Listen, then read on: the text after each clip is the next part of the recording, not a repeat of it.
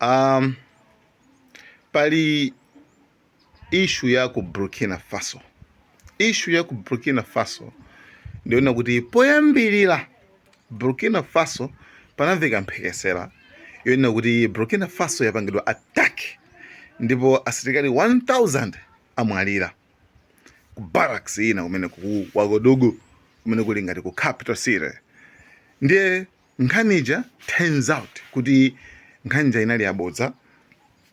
Amene anayifalisa nkhaniyo ndi Langley uja, Michael Langley. Ujayu general ku America amene anampanga kuti aziyang'anira ku Africa amene uja ndi amene anasokoneza zinthu zija. Anapanga nkhani yabodza. Ndino anthu anafika, ma-Africans anafika pano kuti akwiya, anayamba kumatcha.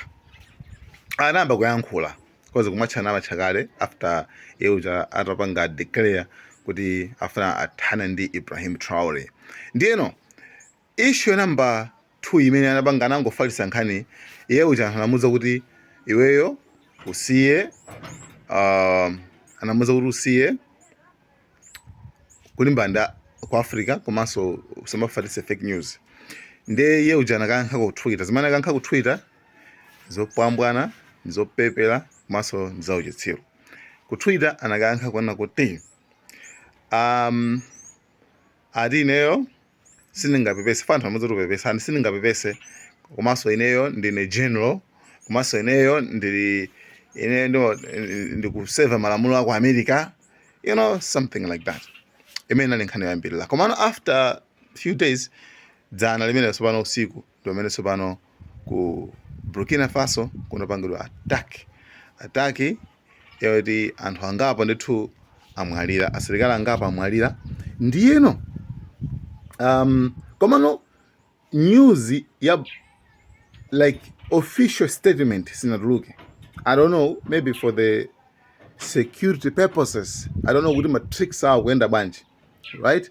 Koma zimene zilipo nzene kuti ku Burkina Faso kwapangidwa attack moti asilikali angapo amwalira. Then iwaja asilikali ku Burkina Faso anawagwira asilikali ena amene makamaka owukirawa zigawanga za Al-Qaeda. Tinakuwuzani kale kuti Al-Qaeda ija, I think anyway ndizingobweza for the ena samvisa sabe. Tinakuwuzani kale kuti Al-Qaeda ija sigulu lona kuti ili connected ndi chipembedzo. Al-Qaeda sigulu limene lili connected ndi chipembedzo. Lili connected ndi ma Americans. Ndimene amalipanga fund kuti pasa ndalama, right?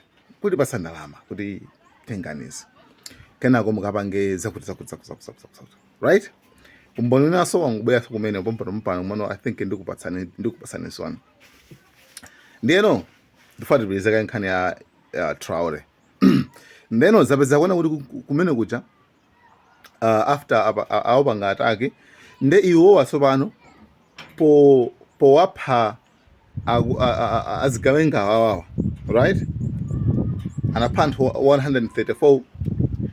Koma anthu news za adani zatembenuza nkhanija kukhala ngati awawa amene aphedwawa ndi ma civilians. To understand? Ayi anthu ankhaza kwambiri, apha anthu osalakwa, apha ma civilians. Umomo ndi mmene akupanga manipulate nkhani. Chioneka kuti Ibrahim Traore uja aibe, bad guy.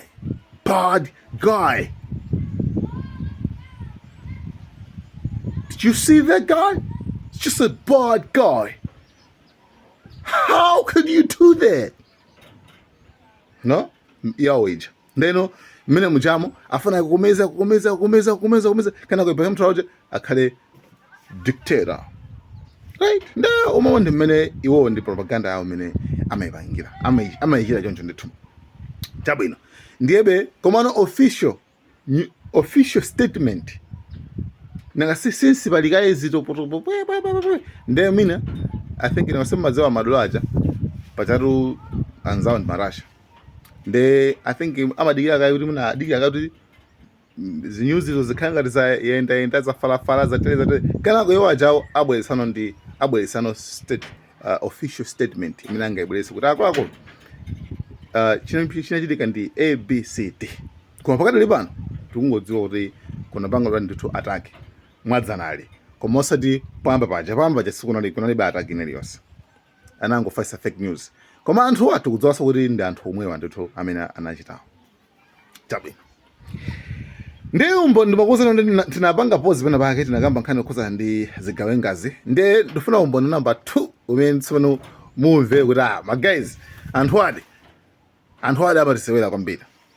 Okay, Trump wapanga official visit kuchoka ku America kupita ku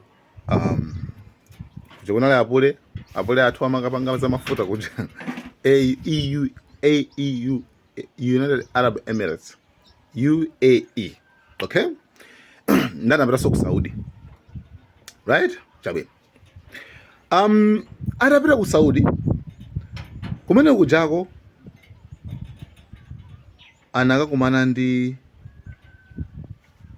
chigawenga, because tichitchwa kuti chigawenga chimene chinalanda dziko la Syria. Anakakumana chikuti kumene kujako chigawenga chimene panopa chikupanga impose chikukakamiza kuti okay, choyambirira mumveseka kuti chigawenga chimene chinali kuti choyambirira chigawenga chimene chinali ku ngati ku ISIS. Gulu lija linali ku Iraq lija kupanga kumapha anthu, kungopeza uyu si Msilamu kumupha, uyu ndi Msilamu komabe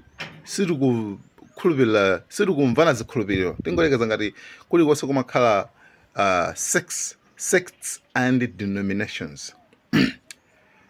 Ku Islamu umapeza denominations, sects and denominations, upeza kuti kuli ndithu timipatuko tiusiyanasiyana sizachilendo zimenezo. Upeza ena kuti awa ndi chani, awa ndani, awa kaya kuti kaya ndani, asukuti awa kuti akadeliya, kuti ndani, zambiri zimachitika, right? Actually I don't want to go deep into that. Ndiye uyuyuyu ngati ali wambali naye, akapeza wambali naye amaphedwa, kaokhala Msilamu koma amaphedwa abe. Mmene kumakhala kuchikristu peza chinthu chimodzi, koma pezeka SSAP, mboni za Yehova, chan zambiri I don't want to go into that, kuliso magulu osiyanasiyana. Ndiyeno amene yuyu wakuchigawenga cha ku Syria chinapita ndithu chinali ku Saudi Arabia chakomana ndi Trump, ndipo kugwirana manja iye uliwa ku Syria nkubwera umene koko. Yet iyeyu choyambirira asana anali ndi milandu ku America, kuchoka umene koko kukalowa ku dziko la anakalowa ku ISIS kuja limene kuja amandi za Islamic State zija, wakhala chigawenga nthawi ilali imene kujako, wabwera ku Syria walanda boma lija. Koma amene amapanga sponsor ndi ndani? Funso ndi limene lolo. Amene amanthandiza yeyo ndi ndani? Ndi omwewa awawa, achina chinyawo aja, achina America awa ndi amene amanthandizira. Yet ma-Americans amanena kuti zigawenga za Islamu chanchani.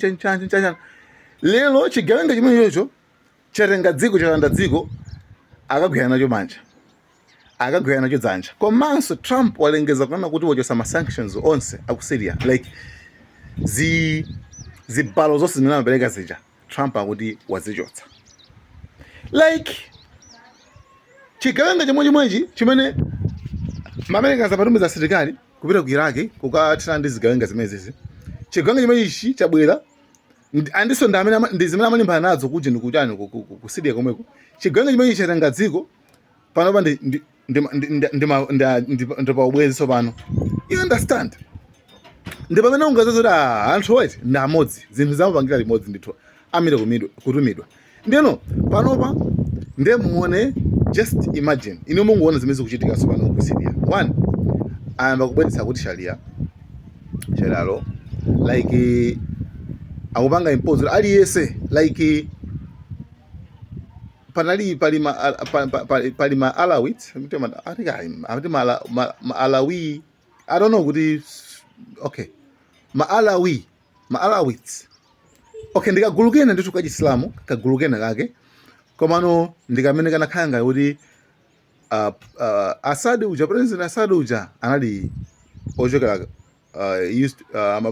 amachokera kagulu kamene koko ndikampatukokena ka Islamu kagulu kamene koko kakuphedwa eti kagulu kamene kakuphedwa like kuphedwa kuja kuti kuphedwa kuja kuchititsa mantha kuja 1 2 akhristu amba kuyika pampeni ku Syria kumeneko kwayika pampeni paja kuti wayika pampeni kuti phanga simungapanga likose phanga dziko tikulisintha ningasimmadziwa gulu lake tusachi bwana to gulu la amene ujayo komano zonse zikuchitika zikupeza kuona kuti dziko lija maiko awiri akulimbirana Israeli ndi Turkey agawana malo mmene munjamo ndipo akuphulitsa mbali ina koma iyeyo palibe akupangapa angoyang'ana why galu sangalume ambi yake nkhani ndimene right nkhani ndimene yet akuchoka pamene popo apitaso ku Saudi akagwirana chanza ndi Trump ndi kukhala ngati basi that's good you understand izi zinthu zimene amafuna yake ku munthu oti like okay panopa ndikupasani example kuti okay Ibrahim Traore atalanda dziko lija kukuoneka zoti 2 years kukuoneka zoti tandiuzeni niyo chimene chikuchitika ku Syria tandiuzeni nchani posakhala kuti Israeli apanga claim mbali naye atenga kale akuphulitsa kumabomba komanso mateke atengaso mbali naye ndipo akumenyana momwemo iye akupangapo chani 0 you understand iye chimene akupanga basi sharia apapa awa zikukhala zawo chigawenga zifuna kuti sizili linked ku chipembedzo nde guys sinofuna video italeka kwambiri I think I normally use 8 minutes kuti msaboeke nde guys zinazo tili nkosanabe kusogolo kuno guys thank you so much ma update akubwera tima kunyadilani kuti mmakhala papo nthawi zonse kuona Malawian cameras guys Malawian camera